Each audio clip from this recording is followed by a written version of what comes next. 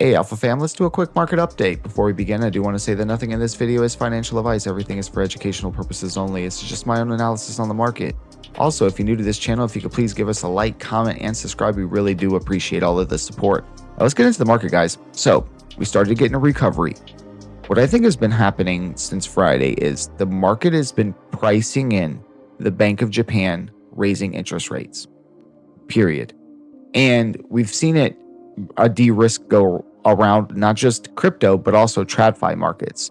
So looking at Bitcoin, I think we did finally make a local bottom last night. It was right around the 87.5 level. Then we found this local low, and then we started to bounce. Right now, Bitcoin is, basically starting to make a new move to the upside. What we really need is Bitcoin needs to reclaim some levels. Obviously, the first one, it did it last night, and then for some reason, it came right back below it a little bit. The 50-day, we reclaim it on the hourly. We need to do on the 2-hour, the 4-hour, and then obviously we are waiting for the daily. All eyes are still on the daily, guys. We really do need to reclaim this level on the 50-day. This is something that we've been watching for a while. There's honestly kind of two levels that Bitcoin needs to clear, which is this one right here, make a higher high. I think then it would go into the 50-day. So what I'm kind of thinking is this thing comes up as it recovers this week from the Bank of Japan raising interest rates, probably retest the 50-day, maybe, cracks it the first time, rejects, maybe wants to come back down here, retest for support before actually making the move up. Again, we're watching things closely here. I think after this Bank of Japan interest rate decision gets done this week, there's really nothing else on the macro scene that I think can really destroy or mess anything up. Obviously, Trump, as long as he doesn't come out and make a tweet about a tariff or, threaten a country, and as long as there's no wars, I think this is kind of the last macro uncertainty FUD event that we need to get past in order to start moving back up, because next year is going to be really good, guys. All right. We've been talking about it for the last couple of weeks on this channel. We have a big 2026, Jerome Powell getting replaced, stimulus checks coming. We have quantitative easing starting. There's a lot going on. We're still in it. We're just now getting into an easing monetary policy with the Fed, guys. Like, we just came off the back of a 3-4 year restrictive policy going into an easing. All right. This is going to mean there's a lot more liquidity. There's going to be a lot of liquidity finding our way into these markets, and you're going to see risk assets really get a run. Now, looking at TradFi markets, guys, we've seen the same thing. We got a good bounce last night on the NASDAQ. It's back above the 50. You can see on Friday, it came back down, did this bullish retest. Now it is back above it. We have the same thing with futures, guys. You can see Friday was pretty destructive, but then last night when it opened up, pretty good bounce. Obviously, we're waiting for TradFi markets to open up at 9:30 Eastern time. So when that happens, we'll get a better idea of the direction. But I'm a big believer, like, watch futures on a Sunday and see the direction it goes. It's usually a pretty good indication that the TradFi markets will follow behind. Now, this isn't always true, but it does have a perplexity to follow behind. So futures usually gives us a pretty good idea if we're going to deal with a really terrible Monday, or if we're going to deal with the money that's recovering from the terrible Friday, essentially. All right. With that being said, guys, we also want to keep looking at a couple of other things. This is the Ethereum versus Bitcoin chart, guys. What have we been talking about? It's been looking really good. We did this bullish retest. Now we're moving up well above the 50. This looks good, guys. You have to also look at Ethereum, greatly outperforming Bitcoin. You can see it's starting to make a recovery, starting to make a move back to the upside, starting to look really good. All right. We have to also look at this. This is USDT dominance. This thing rejected off of this level. So hopefully, at least this week, we get this thing coming down.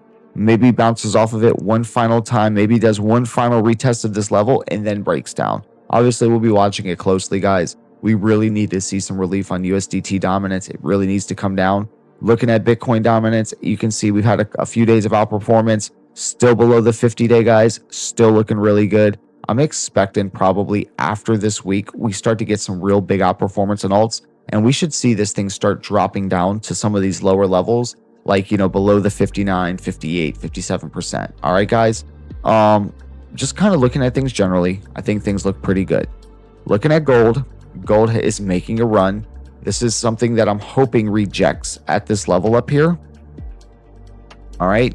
And then we get this double top kind of a pattern where this thing, this was its relief rally, try to make another one, couldn't make another higher high, and then, starts to rotate down. Gold did have a pretty good move last night. You can see it was kind of weird. So yesterday, you can see how this thing opened up on Friday. We had this big push down, but then you've seen it started to move back up. And then of course, last night we opened up and then gold's been kind of moving since then. You can see it. So watching gold really, really close. I really want to see this trade unwind a little bit, guys. I really want to see this thing start coming down. Then we have to also look at the Bank of Japan's, because we know this is all eyes on Bank of Japan this week. I think once this thing gets done, we'll start seeing this 10-year government bonds in Japan start coming down. This thing is at a really, really high level. If you come over here on the weekly, guys, we've literally never been here before, other than back in 2006, and then you have one in 2007, and then obviously 2008 when the housing crisis happened. So this thing really needs to get some relief on it, guys. But with that being said, because the market has become so hyper reflexive and starts pricing these events in way earlier than they used to, I think what we're going to see is the majority of the damage from this event has already been done. And now we can start moving further along and get behind these events.